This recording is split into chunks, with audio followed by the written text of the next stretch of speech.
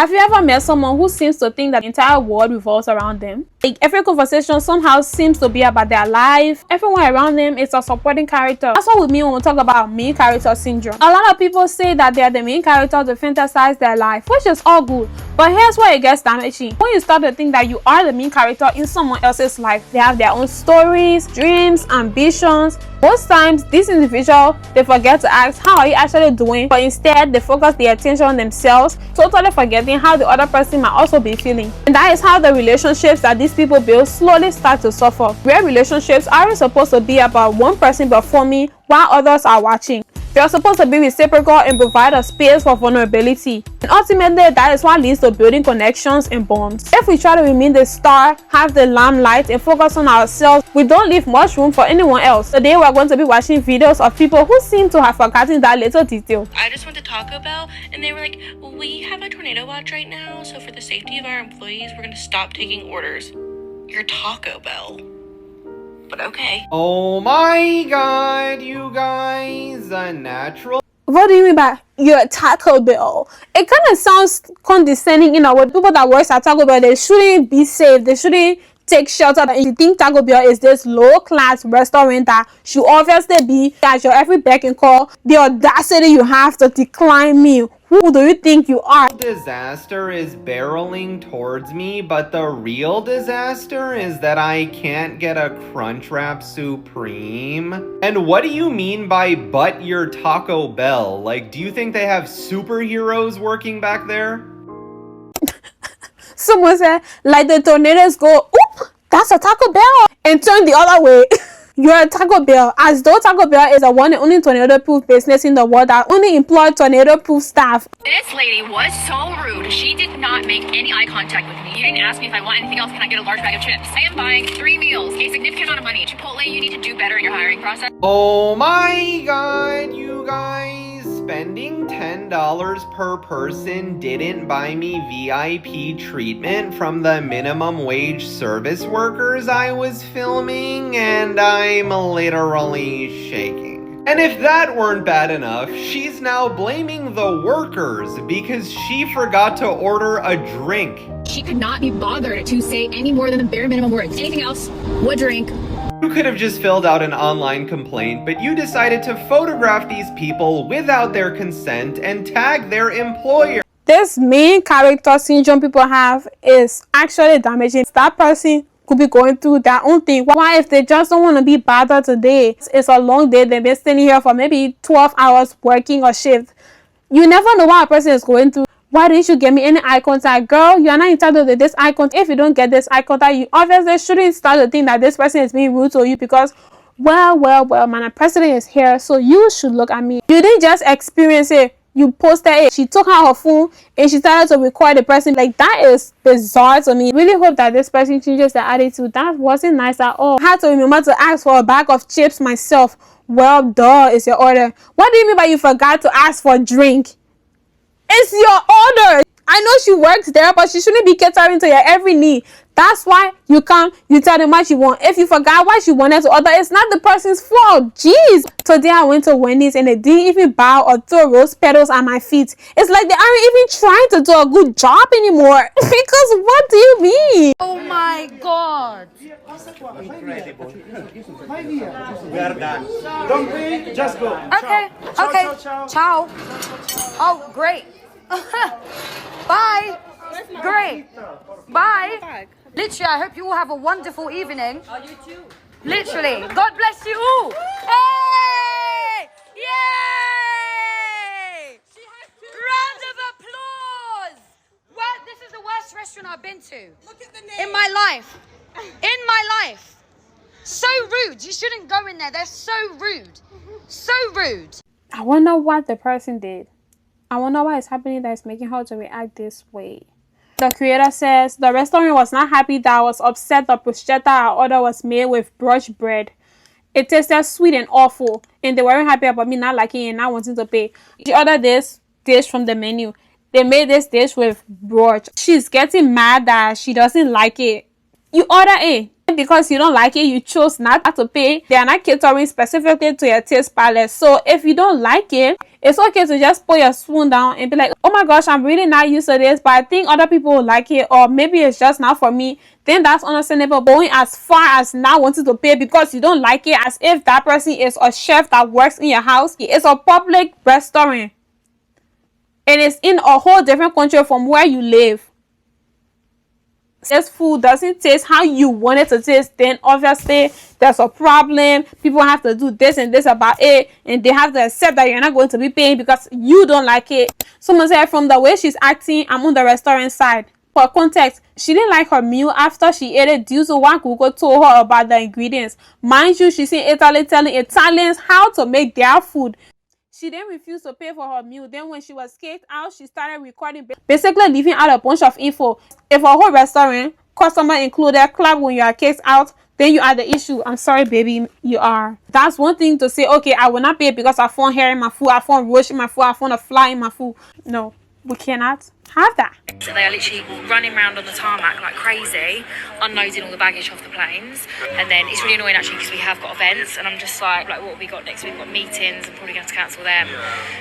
We're just getting a bit fed up now. We just want our luggage. We're waiting for the conveyor belt numbers. Oh my god, you guys, World War III is breaking out, but the real crisis is that my luggage might not make it. Less than 12 hours after posting this airport was apparently attacked. Oh, but it gets worse because listen to her follow-up video. Hopefully they put us up in a nice hotel, otherwise might need to get on booking.com to look elsewhere because this day's just been a bit of a nightmare, to be honest. Something that serious is happening and you're worried about getting a nice hotel. People accuse me of being too mean to influencers, and I would argue I'm actually not mean enough. No, I don't think he was being mean. It should just be logical reasoning that, okay, if this is happening, maybe I won't get the best services that I wished I had. Instead of coming to social media and complaining about it. Now everything becomes content. She also complained she couldn't get in the lounge. Baby, with this happening, people want to go home. They want to be with family. It's a time where families should be together. So if you can get the lounge, well, boo-hoo, you know? And I get there 15 minutes before flight. The doors are closed. It was literally there. I can't open the door. It's still not 12. Our flight leaves at 12. It's 11:45. Like, the audacity for people to just be so fucking rude and a bitch. Oh my god, you guys. The airline wouldn't make 300 people wait for me. If the airline says they leave at 11:45, you should probably be there like 1 hour early or 30 minutes early to board the flight. Because you see the flight sitting outside, doesn't mean you're allowed to enter.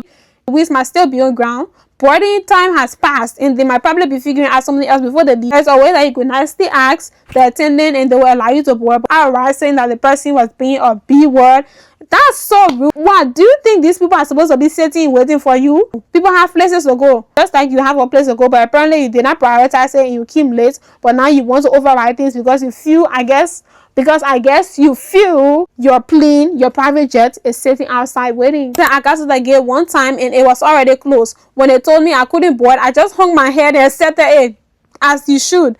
It was my fault. The employee felt bad for me and quickly opened the door and rushed me in. Apparently being a decent person gets you farther.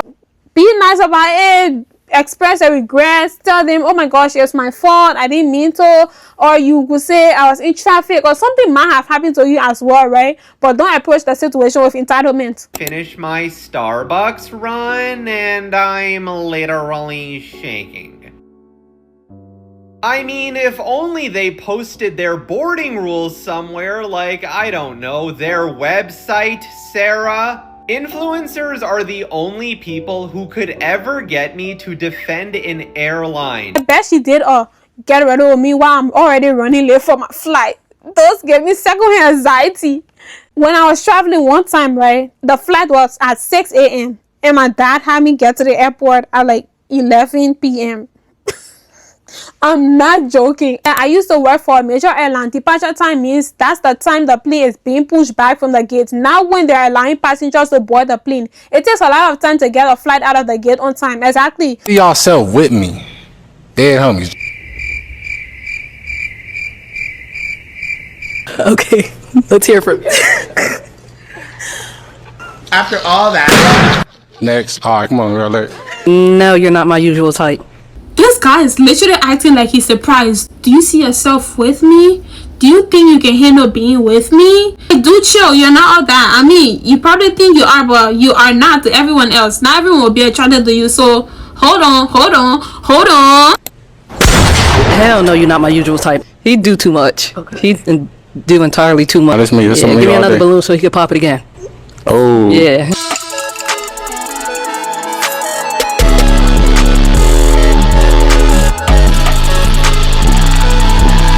After all that, And she humbled him there. Why are you doing all that? I don't know if it stems from insecurities. I don't know why some men find it offensive when they get rejected. It's okay, accept that and move on. But some people, they don't. They try to insult you because you don't want to be with them. They try to make it seem like you are the problem. You are not the leading man in the story that's going to be happening here. You are not.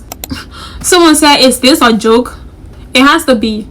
Watch out for that friend who has main character syndrome, because they will do anything and everything for attention. And if you start getting the slight bit of attention in public, they will do anything and everything to embarrass you because of that.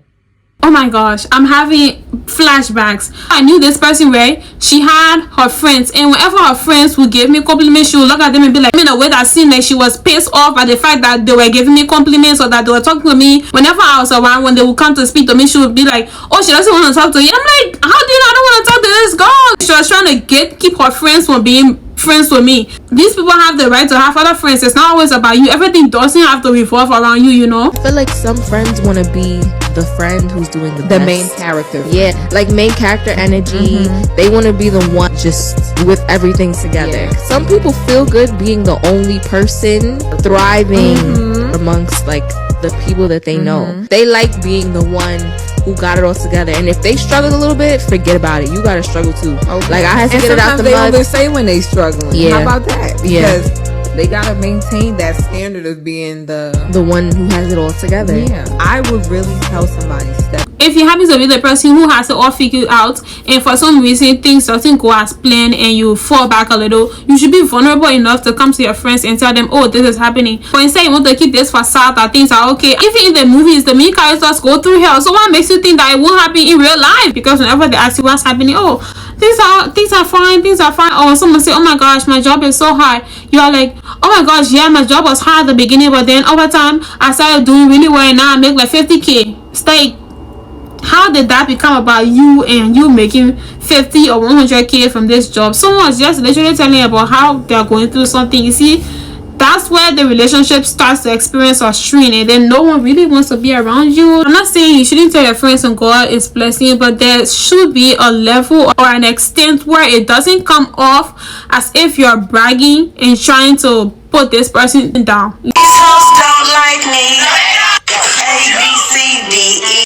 She said she's a pretty dark-skinned girl. She walks by other dark-skinned girls, and basically she's saying like, oh, they be hating, they don't like her. That's the whole point. I think some of y'all suffer from like main character syndrome, because I feel like if you walk around, like if you one of those people who always go like, yeah, I knew this person who thought that most of the people they were around didn't like her, like.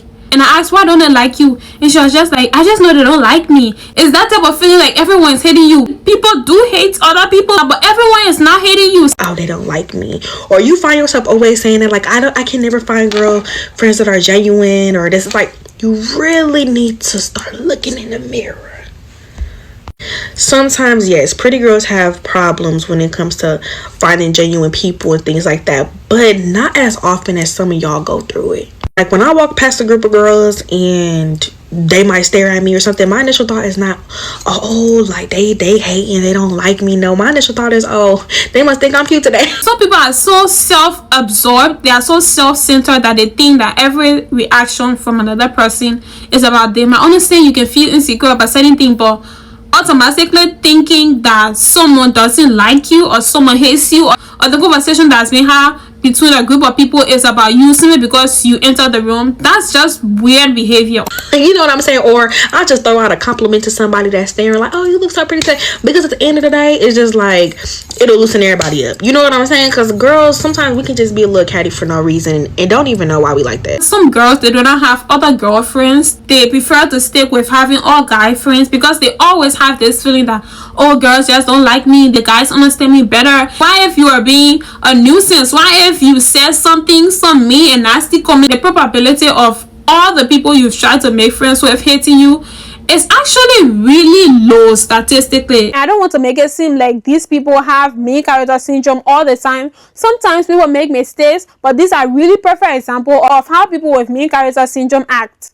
Be confident, love yourself, and be the main character in your own life. But also be conscious of the fact that you aren't the main character in someone else's life. Have sympathy and be an empath towards other people. Take a step back, listen to another person before inserting your own story and your own narrative. And I'm curious to know what you guys think. Have you ever met someone who thought that they were the main character in everything that happened? Or have you ever caught yourself trying to steal the spotlight from another person? Let me know in the comments because I would so love to hear your stories. That's it for today, guys. Don't forget to like, share, and subscribe to this channel. I'll see you on the next one. Bye!